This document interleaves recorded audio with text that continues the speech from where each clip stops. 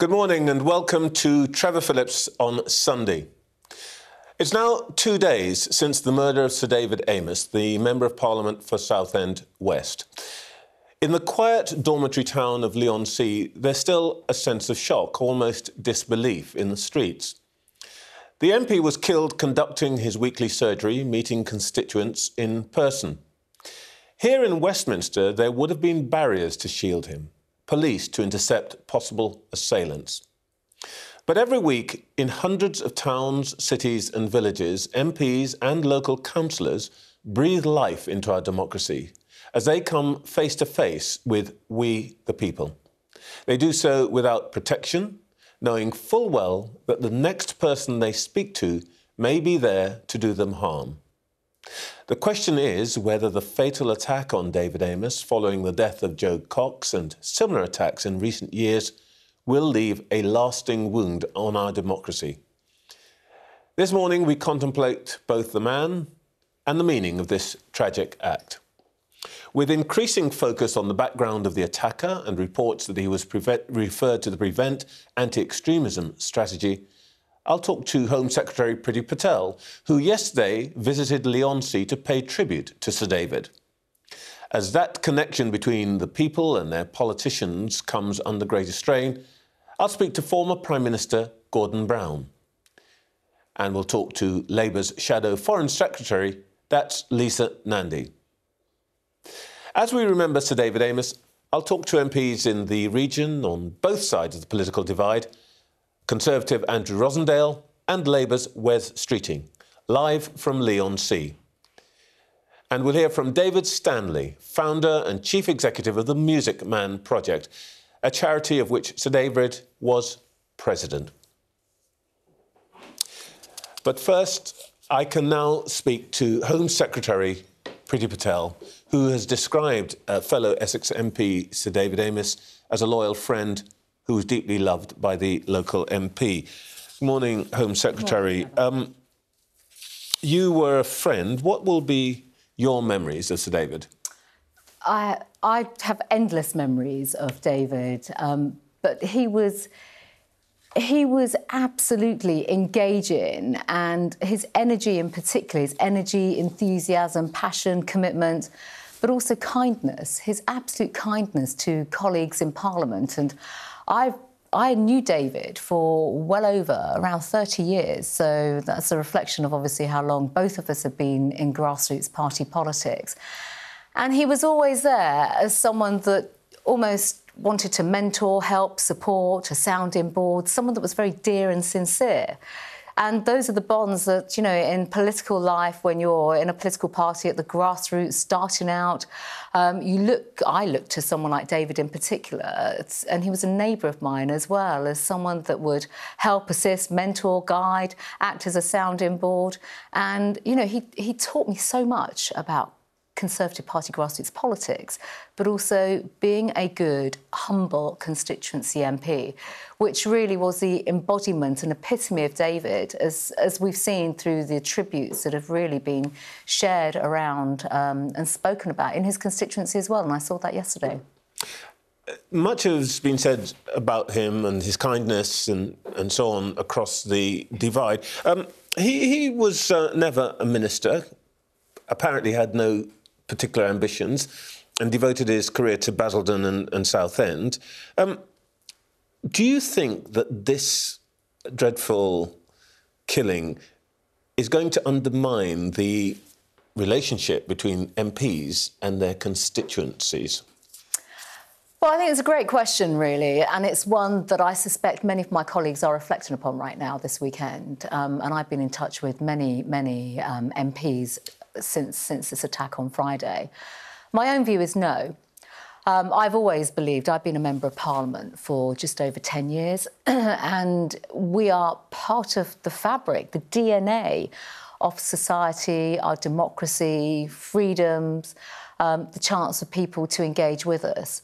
But what I would say, Trevor, is that a lot has changed. I've seen that in my time as a Member of Parliament. I think back to the appalling murder of Joe Cox, and how that, again, was a moment of reflection, but also quite an intensive period for members of Parliament in terms of our own safety in our own constituencies. And there's been a lot of work that's taken place since then.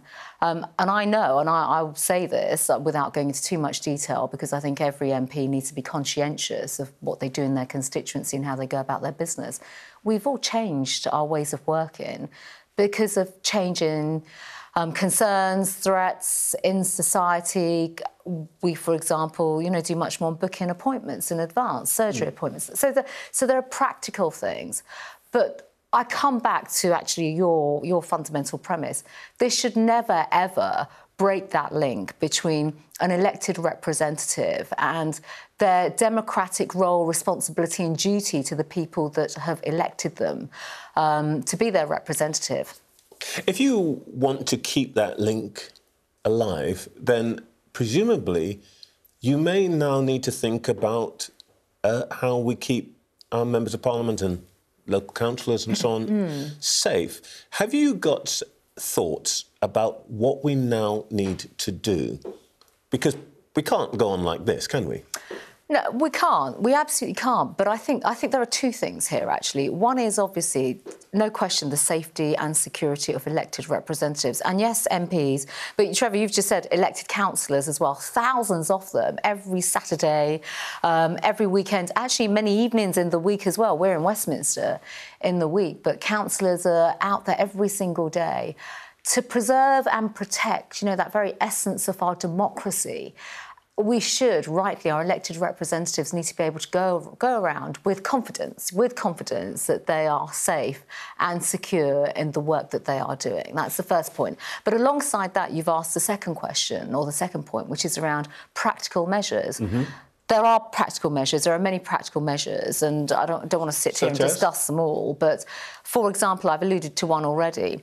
Booking appointments in advance, checking the details of the individuals that you are seeing, checking the locations in advance that you are going to, making sure you're not on your own. I could go on. There are other things linked to policing and security as well. There are things already in place, but I'm now very much, and Lindsay Hall, the Speaker of the House, and I, with the police and with others as well, we need to close any gaps, basically, where we feel that, there are concerns. OK, well, let's think about what those gaps might be closed. I mean, lots of members of Parliament and councillors try to take those precautions already. Of course. But you, for example, because of who you are and job you do, have close protection. Is it time to consider making it possible for our elected representatives to have that kind of close protection that we would enjoy here in Westminster? Well, all these issues and options are in consideration right now. So let me just say that there is a lot of work taking place already. It's possible that the government might consider supporting those kinds of Trevor, measures. Prior to Friday, and just this tragic and appalling attack, There is a programme of work that takes place around the safety and protection of members of Parliament in their constituency, and that's working with the police. That's all police forces around the country, how they interact with their MPs and how they look after the MP in their constituency through various protective measures. The Speaker has already put in a range of measures post-Friday, as we have with policing.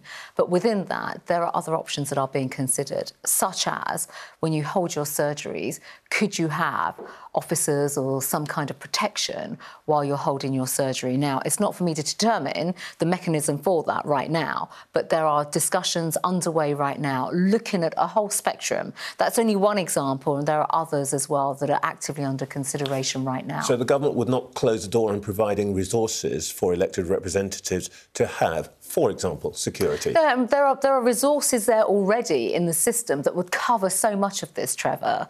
So this isn't not necessarily about new resources, but absolutely, we will do everything. I will say this now.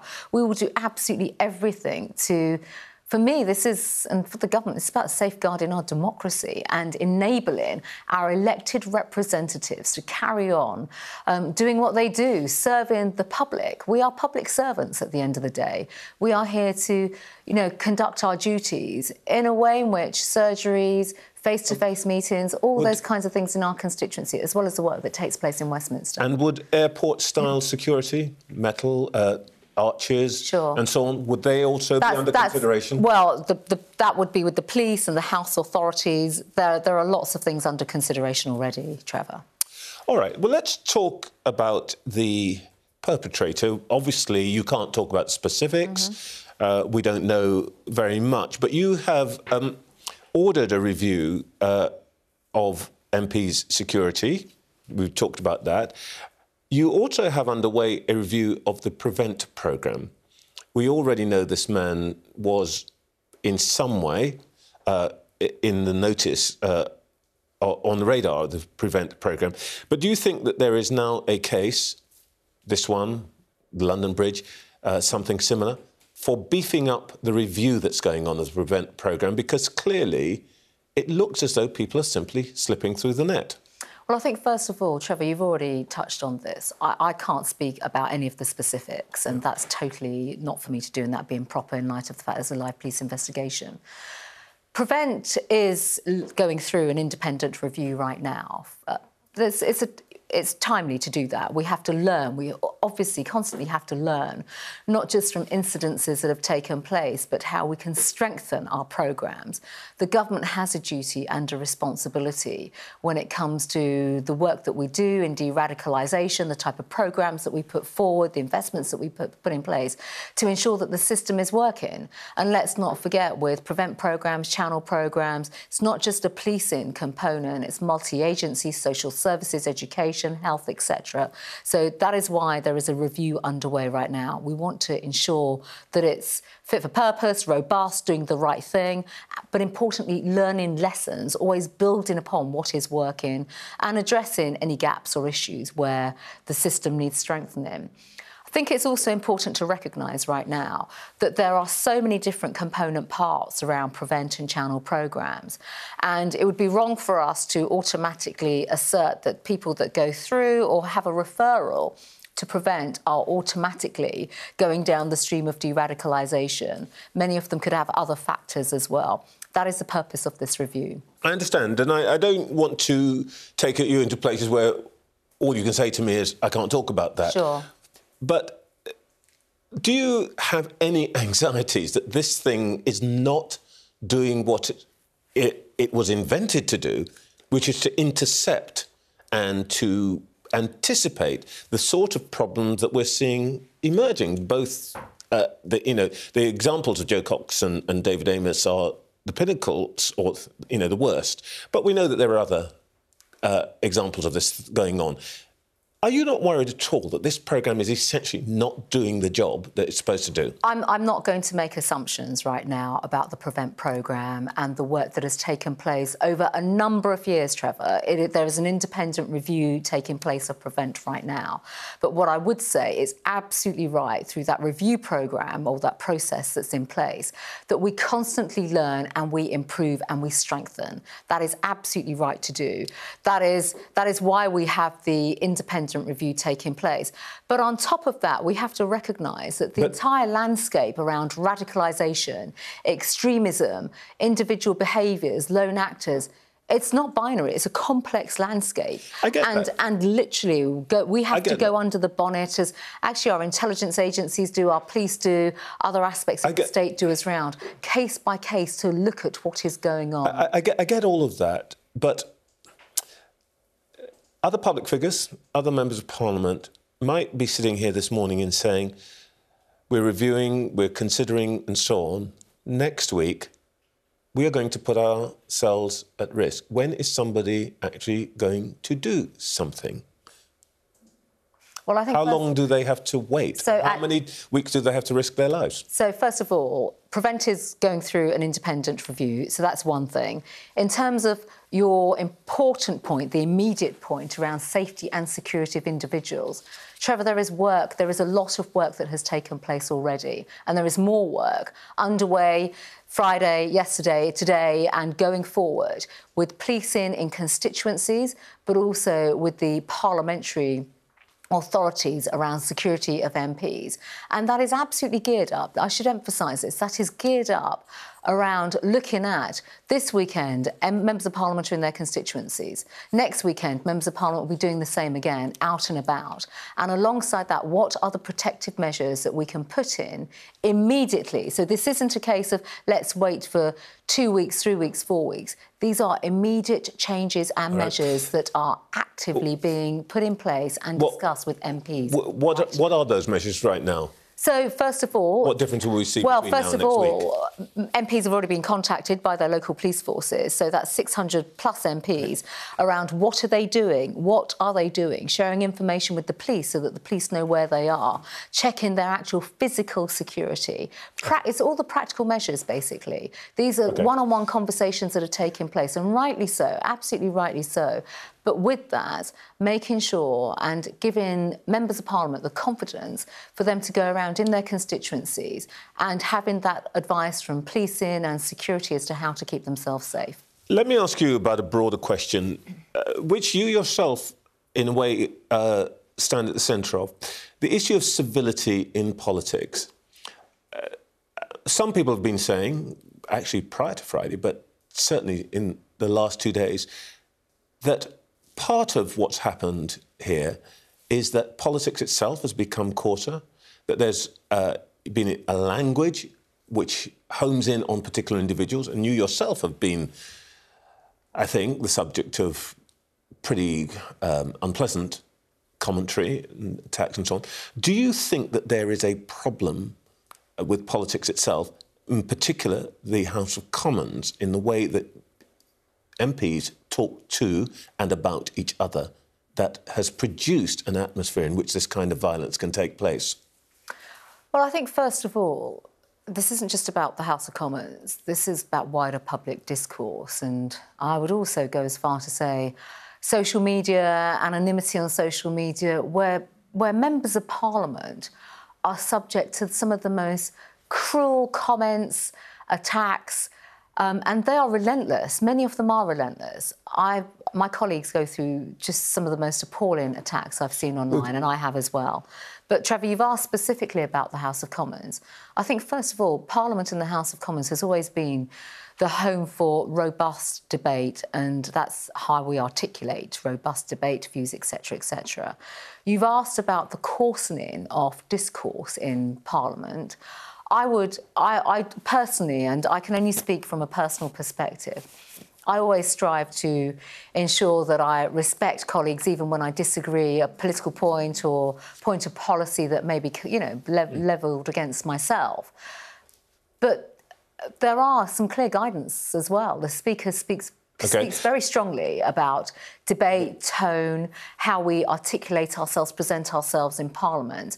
And I know that every colleague strives to stick with that and, conduct themselves in a decent way. And it's decency that matters and respect matters. You refer to social media. Just one word, yes or no. Would you consider legislation to remove the right to anonymity on social media? Well, I want us to look at everything, and there is work taking place already. We've got an online harms bill that will come to Parliament. There's work taking place on it right now. I've done a lot of work on these social media platforms, mainly around encryption and areas of that nature. But we can't carry on like this. I spend too much time, actually, with communities who have been under attack, basically, who've had all sorts of postings put online, and it's a struggle to get those postings taken down. We want to make some big changes on that. Home Secretary, thank you very much indeed. Thank you. Labour's Shadow Foreign Secretary Lisa Nandy joins me now from Salford. Lisa Nandy, good morning. Same question I asked the Home Secretary. What will your memories of David Amess be? Well, I first met David when I was a newly elected MP just over a decade ago. In fact, I think he was one of the first people that I met in Parliament, and it was a fairly awkward moment because I've been asked if I would stand to be an officer of an all-party parliamentary group that was looking at children in care, and I'd gone along to this meeting to put my name forward, only to discover that David was currently the office holder of that post and hadn't resigned or stood down or indicated that he wanted to do so. So we had this little awkward moment where he said, well, that's my job, and I said, oh, I thought it was my job. And he responded with typical good grace and good nature. I think in the end we shared the position and worked together on upholding the rights of children in care, and that was very, very David. I think the word that's come up over and over again from colleagues on all parts of the political spectrum are he was just such a nice man, and he was courteous, he was nice, he had a great sense of humour, he wanted to get the job done, and he was willing to work with whoever it took in order to do that, with great manners, great sense of fun, great energy as well, and he will be really, really missed by all of us. Do you think, I've just been talking to Home Secretary about this, do you think that there is a danger now that the link between the Member of Parliament and the constituency will be placed in danger by these events, because we now have to think much more, I guess, about the safety of people like yourself?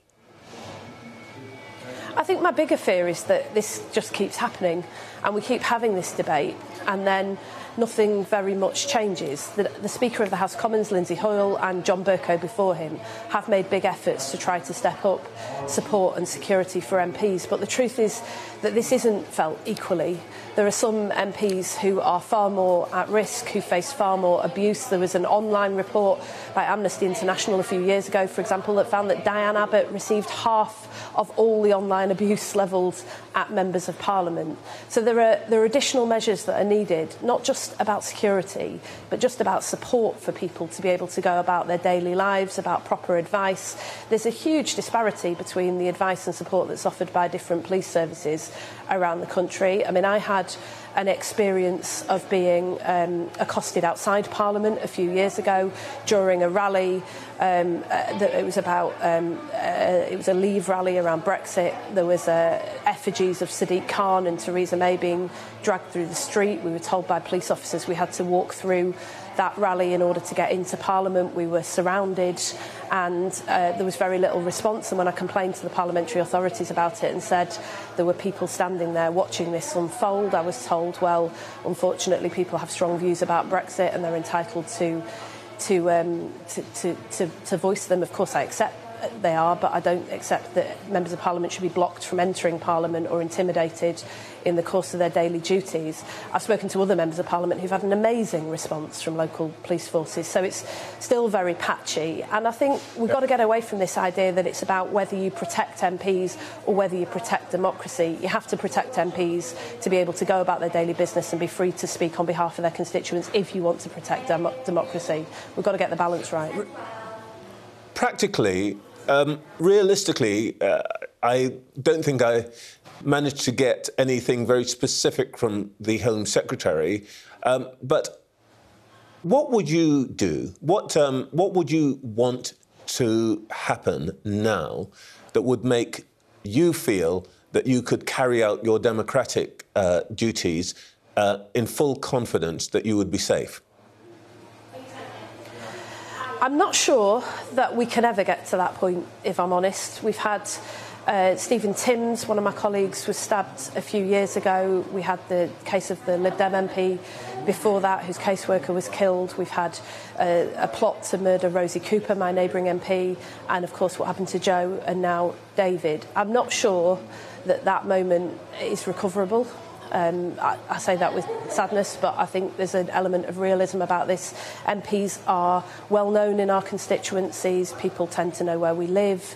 We're out and about. We're normal human beings. We go out and about on the weekends and, go to the local shops. I'm not sure that we can ever eliminate the risk, but I think there are other things that can be done to reduce the risk. I think the suggestion from the Speaker about ensuring that anyone who wants or needs security at surgeries is a good idea, not least because people often know, even if we don't advertise them, that they're happening, and so they can become a magnet for people who want to cause trouble. I think there's more that we can do about the political culture. You alluded to it in the interview with Priti Patel, but I think we really do, all of us in Parliament, need to tone down the rhetoric towards one another, especially when that strays into rhetoric that is dehumanising, that treats people not as other fellow human beings or somehow questions people's motives. Most people go into Parliament, as you've seen with the outpouring of love for David, most people go into Parliament because they want to make things better. We might disagree on how to do that, but we've got to create a better culture if we want to actually achieve it. Where we see quite a lot of what you've just been talking about is on social media. And the Home Secretary seemed to hold open the possibility that the right to anonymity, which currently exists on social media, may not be sacrosanct. Would you support the idea that anonymity is removed from people who post on social media platforms? I think the difficulty with removing anonymity altogether is that you've got pro-democracy protesters and campaigners, you've got whistleblowers, people around the world who sometimes have to use some level of anonymity in order to make themselves heard. And so the debate that we've been having in Parliament through the online safety bill is about how you get that balance right. There are limits, perhaps, that you can put on anonymous accounts for what they're able to do and how they're able to interact with other people online, and there have to be, surely there has to be repercussions for people engaging in what would be criminal behaviour if it happened in person, but doing so online, whether they're anonymous or otherwise. I have to say, I listened to Priti Patel talking about online safety, and I know that she gets a lot of abuse on social media as well, and I'm extremely sympathetic, but it is a bit rich for the Home Secretary to say that she takes that very seriously when the government have been dragging their feet on this legislation for years, and currently we're at a situation where they're not proposing that there'll be any penalties for top executives of tech companies who don't abide by the online proposed code. If there are repeated breaches of that code, if they're not upholding their responsibilities, there ought to be penalties for that. We can't continue with a situation in which Diane Abbott once described as the Wild West, where some people are targeted so severely that it does impact on their ability to speak out. Not just MPs, but young people particularly voice those concerns as well, many of them driven offline by the amount of hate that is on there.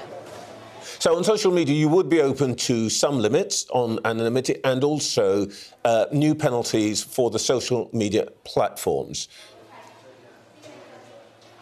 Yes, and we've got to, as I say, we've got to get the balance right, because social media can be an enormous force for good. I see it very much in the course of my day job, where you've got some incredible campaigners, the women of Belarus, the pro-democracy protesters in Hong Kong, the young people of Afghanistan. They've managed to use social media in order to make themselves heard. And if you speak to Childline, they'll say that social media has been a major problem for a lot of young people, but it's also been a way in which young people can now reach out and get help in a way that they couldn't when I was a child. So we've got to get the balance right to make sure that we use this as a force for good. In every era where we've been through technological revolutions, that's always been the case. The one thing I do agree with Priti Patel about is that I really don't think that we've got to grips with this yet. We haven't worked out how to manage it so that it works in the interests of democracy rather than working against it. Lisa Nandy, thank you very much indeed. Thank you. Now, the link between constituency and MP is obviously in sharp focus this weekend. Not every former Prime Minister enjoyed staying on the backbenches after their time in Number 10, but Gordon Brown did, and he was there for a further 5 years as MP for Kirkcaldy and Cowdenbeath. He joins me now from Fife. Good morning, Gordon Brown. Do you have memories of David Amess? Yes, my first thoughts, of course, are with his widow Julia and their 5 children. This is a terrible tragedy. I remember David entered the same time as me to the House of Commons. I think he was the person I remember most because almost every question and every speech he made, he always mentioned the name of his constituency. And that shows just how much he was in touch with his local community. Hard-working, determined, caring, compassionate. We've heard all this that emphasises just what a good man of the people he actually was. And this is beyond partisanship.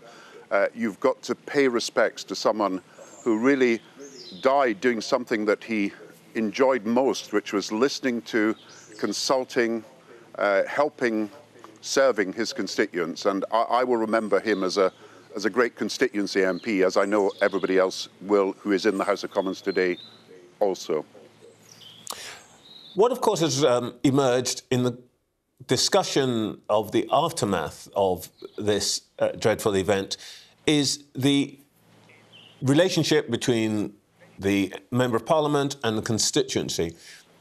Is there a danger that we now find ourselves willy-nilly having the culture of our democracy in some way eroded because public figures have to retreat behind a wall of security of some kind? Yeah, Trevor, this is an attack on our democracy. So the answer cannot be less democracy. This looks as if it is a terrorist incident. It is probably related to Al-Shabaab or to Al-Qaeda, and we'll find out more in the next few days. But the answer when you come across a terrorist incident is we don't blink, we don't shirk, we don't flinch, we don't show weakness, we stand up for what we believe, and of course we will increase the security that is available to members of Parliament and councillors when they're doing their surgeries, and that is something that must happen immediately.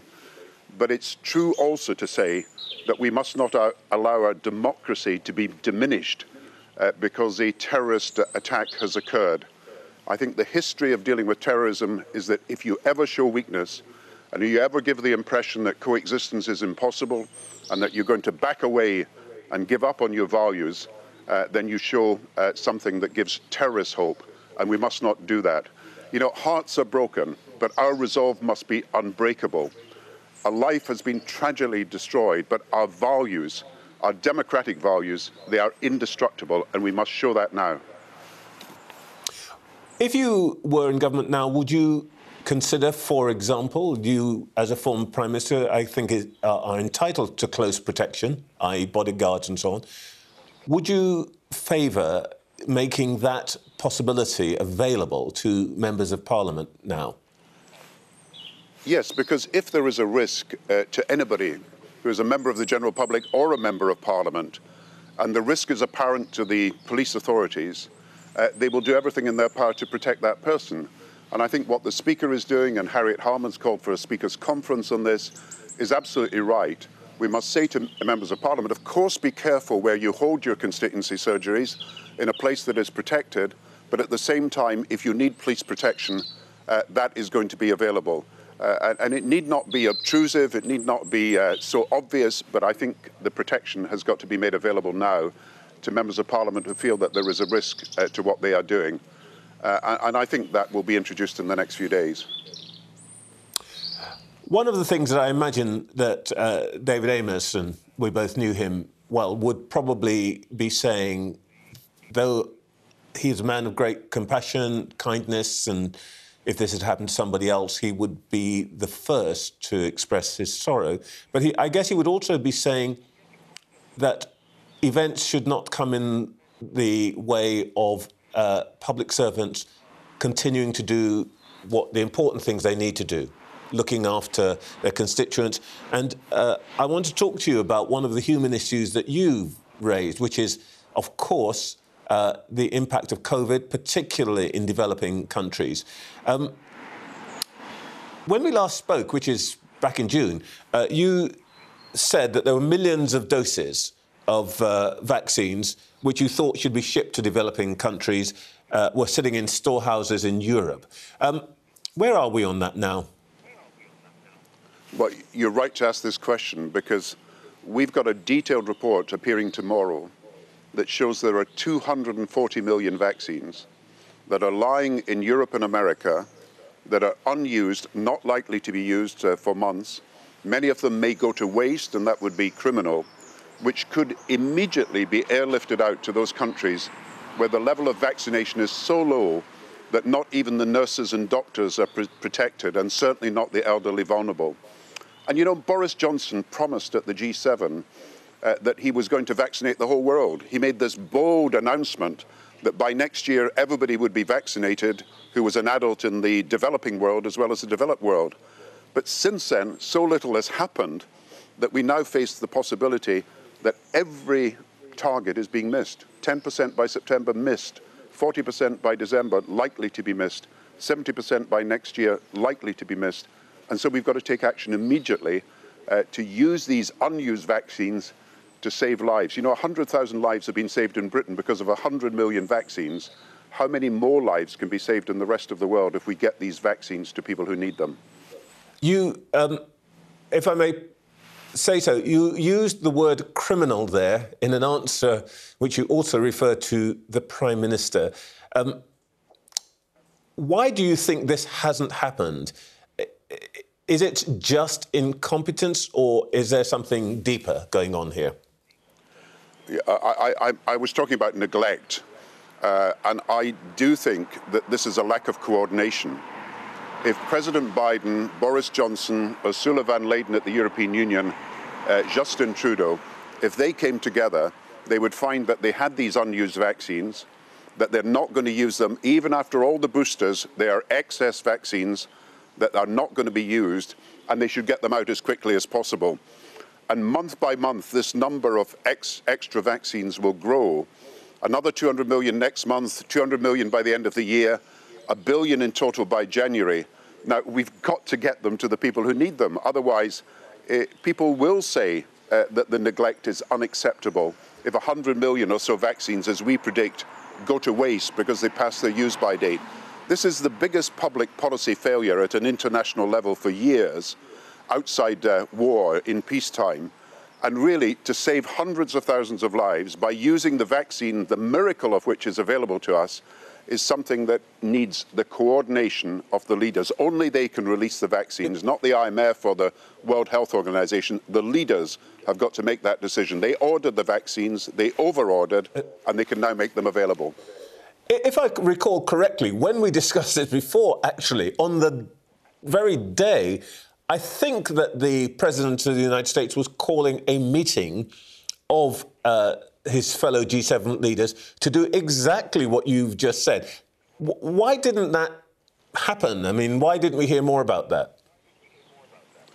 Well, I think it was a tragedy that the meeting went round the table. I don't think Boris Johnson was there, from the information that I have, although he was down to speak as right at the beginning of the event. It went round the table, people made promises, but they didn't add up to being enough to get the vaccinations to people at the time that they needed them. And so we have promises about next year, and we have some vaccines going this year, but we'll never meet the 40% target unless we take action now. And that's an airlift. It needs an airlift now. Did you say that Boris Johnson wasn't in the room when they were talking about this? Well, Downing Street has refused to confirm that he was there, and yet he made the promise that he was going to get the world vaccinated. And the big summit that was to be held, and was held under the auspices of President Biden, if, as people are saying, he did not attend, then I think he's better answer to the House of Commons about why a promise was made at the G7 that he was going to oversee, and then when it came to the meetings that had to deal with it, a vaccine summit, including the Secretary General of the United Nations, President of the European Union, the Prime Minister of Canada, everybody else was there, Prime Minister Draghi of Italy. We have to ask, what role did he play in that summit?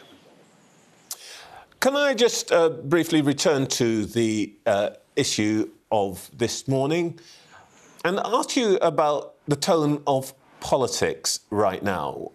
I spoke both to the Home Secretary and to Lisa Nandy about this, and both of them, I think, seem to confirm what a lot of people are saying, that without wanting to trace this particular event to, the wider political discourse, that there is an edge, an unpleasantness, a coarseness that's entered political speech and debate, which, from their point of view, we could well do without. What is your view? Yeah, I think you can disagree without being disagreeable. And I think you can have discord without having malice. And too often, I think, political arguments descend into personal attacks and personal conflicts. And I think when it comes to the social media, we've got to look again at the way these algorithms are organized. because they push people towards the most extreme positions. And the media looks to me like a shouting match without an umpire, but the most extreme positions are the ones that come across. Now, this is, I think, partly because of the way that the different media organizations organize their information.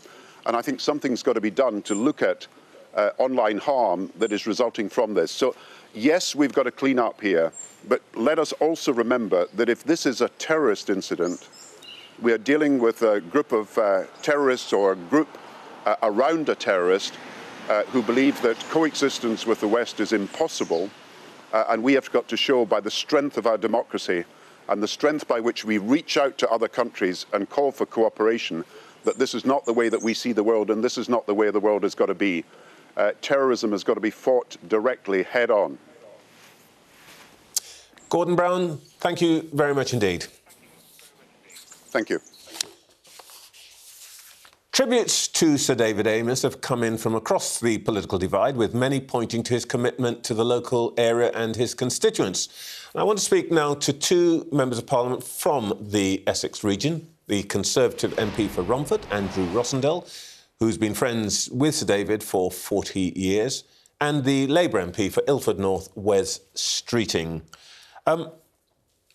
Thank you, gentlemen, for joining us. It's unusual for us to have two members of Parliament on together, especially from different parties. But I'd like you both to reflect on your experience, not as partisans, but as constituency MPs who were close to Sir David.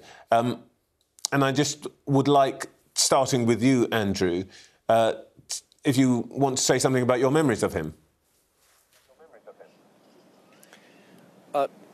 David was a wonderful person. He was a really genuine friend. We've all got friends in Parliament, but he was special because he really cared about the people around him. He cared about his constituency. He was a passionate person and he had strong beliefs. He was uncompromising in what he stood for, but the things he stood for were wonderful causes. For instance, animal welfare. He was a huge animal welfare supporter. And the other thing I'd say about him is that he would always have time for everybody he met. You know, he didn't just brush you off. He would spend time talking to all the people he met, and nothing would be too much. He never looked down on anyone. He was an equal to everyone else. That's the way he behaved, and we're going to miss him. He was a fantastic MP and a great friend, and for him to lose him in this such tragic circumstances. It's very difficult for us to accept and understand. It really is. It's a very sad moment for all of us. Wes Streeting? Yeah, I think we were just discussing before we came on. David was one of those great characters in Parliament. Everyone knew him because you couldn't not know him. He was renowned for, as Andrew said, the cause he took up, a terrific sense of humour, and also just the most outstanding champion for his constituency. And I've not checked, but I would put money on the fact that no one has ever mentioned Southend in Parliament more than Sir David did. And I'm really glad, actually, that the campaign for city status for Southend is, really up at the top of the agenda, because I could think of no more fitting tribute to him. He was loved right across the political spectrum, and you've heard that in recent days from some of my Labour colleagues who absolutely loved David, loved working for him, and I don't think that there's any real comfort that we could offer his family today, but I hope they draw some small comfort from just how much a husband, a father, was just loved right across the political spectrum in the House of Commons, and evidently loved by his constituents, as we've seen in the outpouring of grief and love for David in the last day or so. The conversation this morning has centred very much on the security of members of Parliament and, I would guess, also local councillors who have to meet people they don't know face to face. And there's some suggestion that actually over recent times things have become more dangerous, certainly rougher. Has either of you, have you had to take extra precautions over your period as members of Parliament? Andrew Rosindell first. Yes, I'm afraid I've been MP 20 years, and during that period, I see a lot of more nasty people around than ever before, and they're willing to say and do things in a way that I would never have thought possible in this country. And we all have to be really aware and keep our wits about us. The abuse we get on social media, by emails, I mean, we get it all the time, but we brush it off because we've got a job to do. And we tell the police have got other things to do. It's not always followed up. And I think probably this has all got to change. We've got to take this a bit more seriously in future. I've had my office was arsoned, my car was smashed up. Someone tried to get into my house and injure me, managed to stop them. All these things have happened over the years, but you take it in your stride because our priority is to get on with our job. And we do tend to not think much about our own security, I'm afraid. But I'm thinking now maybe we should do a bit more. Priti Patel's reviewing how this is going to be dealt with in future. Certainly our constituency surgeries, there's going to have to be some new arrangements for those. But we can't let evil destroy democracy. And this was pure evil, what happened here. We cannot allow that to undermine the democratic traditions of this country. So whatever happens, Wes, myself and all members of Parliament, we're going to be out there serving our constituents. We're not going to let this defeat us. We will still be there and doing the job we're elected to do. Wes Streeting, Andrew Rosindell says we have to do a bit more. What, in your view, would a bit more, in practical terms, constitute? I think it's a good question, Trevor, and I don't know what the answer is, to be honest. I think the thing about the accessibility of politicians in Britain, and it's when I've met politicians from other countries, they remark upon it. It's not just that we do it because we feel obliged to and we think it's part of the job. We do it because we love doing it. We love spending time in our communities. We love spending time with our constituents. We're people. We like spending time with people. That's why we're in politics, to make a difference and to serve people. So I think none of us really want to change that. We don't want to take measures that undermine that. But we're having difficult conversations with our own families. This is not just about us. It's about the safety of our staff, the people who work for us. It's about, how our families feel when we go off to work. And the conversation that particularly, our colleagues who are parents have been having with their children in the last day or so about why our job's important and why it's worth the risk. But, this is the second incident like this in 5 years, and we've been stricken with grief for David, grief for Joe, and and also grief for the job that we do, in a sense, because we love it. We love what we do. David was the epitome of loving public service. So we know that something's got to change, but I think it's so raw, and we don't want to kind of rush to kind of snap judgments, but we know something's got to change.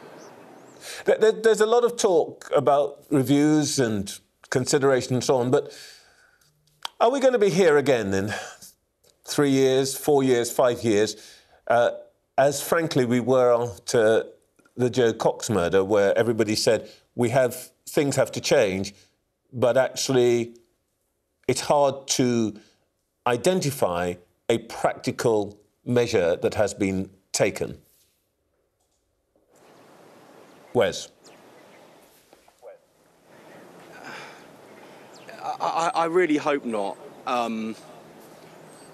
The truth is that we are exposed every day to risk, but I want to take it serious, but I also think that there are lots of people who are exposed to risk every day who serve the public. We're not unique in that sense, and we're not a special case.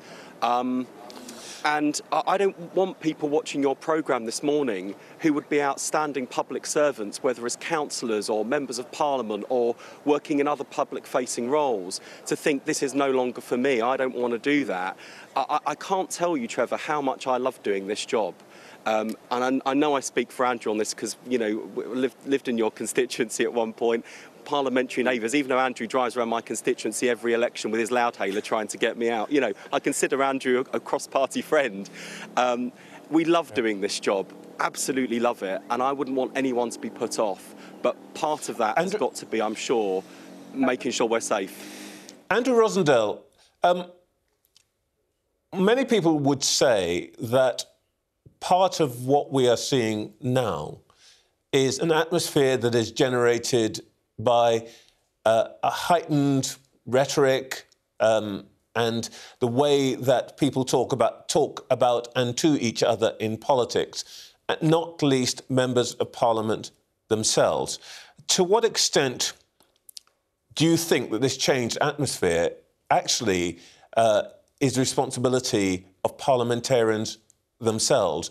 People who call others enemies of the people who call other people scum, for example. So we're all in politics and we accept that we are going to be criticised for our views. Not everyone agrees with our opinions, and I don't mind a political debate. I don't mind people attacking me because they disagree with my views on whatever subject it may be. However, there is a level to which it is acceptable to have that kind of debate. If you use nasty, hateful language, if you use language which is going to place you in a position whereby you look like you hate that person because of their views, that's not acceptable. And there are some politicians who have said things they shouldn't have said. I don't think that's been the cause of this, though. It may be part of the background to it, I don't know. We'll find out in due course. But we all have a responsibility to show respect for each other, to show kindness, despite our political differences. And Wes and I are probably an example of that. We're neighbouring seats. We've never had a bad word to say about each other. In fact, quite the opposite. But we have different views on issues. We always will, because we're different parties. But it doesn't stop us being friends and colleagues. It doesn't stop us working together on issues. And we agree on far more than the public think, actually. It's amazing how many MPs on other side of the House that I agree with on issues. And it's not all bad feeling between us, and sometimes the media can project it like we're all at each other, but we're not. There's a lot of things that we agree on and work together on, but we've got to be careful of our language, and we've all got to make sure that when we speak in public and when we tweet things out and when we issue statements that we show respect for other people, even if they're diametrically opposed to our particular point of view. Wes Streeting, I remember after Joe Cox died, much of the language that we're hearing this weekend of kindness and more in common than that separates us and so on being used, and people promising that they would be more respectful and so on. I think it took roughly 6 weeks for members of Parliament to be yelling at each other across the aisle again. Now, you two are not known particularly for that kind of thing. What can we actually do to make sure that all of the good intentions that are going to be expressed today and tomorrow and the day after last into next year? Well, it takes work and it takes some effort, and I think you're a bit too generous there. I think if you ask the Speaker or successive Speakers, I've got quite a loud voice in the Commons chamber. And the irony is, as much as people say they don't like the jeering and the yelling at Prime Minister's questions, it's the most watched part of the week. I think that the rough and tumble of politics, the argy-bargy of debate, that's part of it. I think there are times when, intemperate language can go too far, and I wish that it wouldn't take awful tragedies like this for us to remind ourselves and particularly to remind the public that we do actually quite like each other across the political spectrum. There are lots of cross-party friendships, and as I say, whenever I do a school visit in my constituency, when I look across the Commons chamber to Conservative MPs, I don't see a bunch of people who are evil. I see people who, like me, are motivated by a commitment to public service and wanting to make our country a better place. We just differ on how to do that, and that's what politics is all about. And I think we can make that point more often without losing robust debate. I think robust debate is a healthy part of democracy, but okay. I think perhaps we might impugn each other's motives a little less. And also, I think we've also got to. It's always a time to talk about civility in politics. I think we've also got to reflect on the specific circumstances as to how two members of Parliament have lost their lives in this way. And I think that's about more than civility. It's about extremism. We've got to tackle that too. Right. Wes Streeting, Andrew Rosindell, thank you very much indeed for joining us. Thank you. Now, Sir David was well known for a number of causes close to his heart, not least the treatment of animals, for which he was famous. And he was also a spirited campaigner, supporter of many other charities. Here he is speaking at the Royal Albert Hall a couple of years back at a concert organised by the Music Man Project, where, by the way, I myself was present, a charity he passionately supported as patron.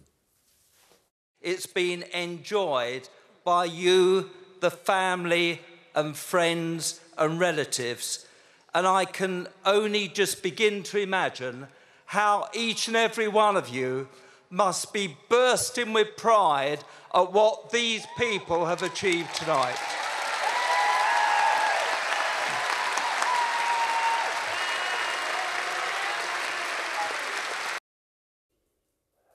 I can now speak to the founder and chief executive of that charity, David Stanley, who lives in Leigh-on-Sea. David, the thing that struck me most on that day, that concert, was that David Amess seemed to know everybody in the place, and this is Royal Albert Hall. Absolutely, Trevor. There we were at the Albert Hall, 3,000 people and hundreds performing, the vast majority musicians from the Music Man Project, and yet Sir David Amess was in his element, waving, speaking to everybody. Everybody knew Sir David, and on that night he was just beaming with pride because the dream of having a huge capacity audience watching musicians with learning disabilities inspire that audience, that iconic venue, had come true, and largely that was thanks to the help from Sir David. Can you tell us a bit about how he worked with you, his involvement in the charity? Yes, well, I mean, I've known Sir David for over 25 years, initially just as a musician in his constituency, and then after a while he lent his support to my work, and he would always ask me, David, what can I do to help? What can I do to help you fulfill your dreams? How can I help your charity? All the time, that's what he would say. And for me, that was to open doors. You see, I'm a musician and a teacher, but Sir David Amess had the access, the influence to campaign for my charity for greater opportunities. And you must remember that only a few decades ago, people with learning disabilities would have been hidden away. There's no real chance for them to change their destiny and to create opportunities like that. And we went on this journey together, and he opened doors that I couldn't open. He campaigned, he fundraised, he just told everybody. And we had this wonderful way of coming up with grand ideas and grand plans. The London Palladium, breaking a world record, performing to members of the royal family, and ultimately the Albert Hall. And, you know, we were then going to go on and try and get a concert tour to Broadway. He was such an exciting man to know, because I always felt that everything was possible with Sir David, and he was just so proud of Southend. You are in Leigh-on-Sea, which is just a little bit outside of Southend. In fact, I lived in Leigh-on-Sea for a little while when I worked at an oil refinery along the estuary. It's a very quiet place. It's a dormitory town. It's possibly the last place you would have imagined something like this happening. What impact do you think it's going to have on Leigh-on-Sea? Well, I mean, it's just a devastating shock. But I think as the days and the weeks and the months go by, I do feel as if the town, and particularly the Leigh-on-Sea part of Southend, will sadly have changed. It is on all of us to try and make sure that we continue that positive legacy of Sir David. But you're right, this is a peaceful town, a peaceful part of Southend, and it's just so tragic that someone so great, someone that has done so much for his people, well, in a sense, we're now going to be remembered for such a tragedy. And I think that is probably one of the most awful aspects of this. David, you're right. We probably don't want to remember him for what happened on Friday, though to some extent that's going to be unavoidable. But if you were to, if you like, pen the legacy of Sir David Amess as somebody who's known him a long time, who lived locally in his constituency, what would you want it to be?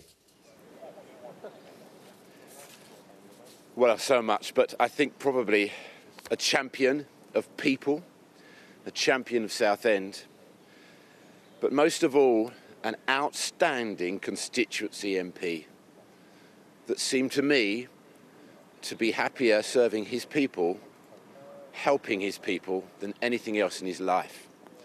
And the legacy must be city status, if we can.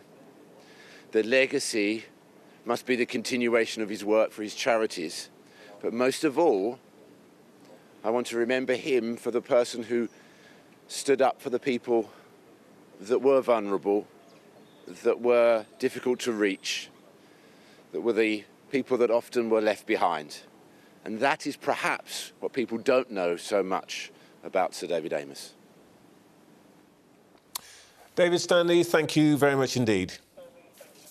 Thank you. Well, that is it from us this morning. It has been a sombre show, and if I may just say, a sad one for me. This is somebody I knew from before he was elected Basildon MP in 1983 as a young reporter and him as a young politician. A remarkable man, somebody we should always remember. See you next week.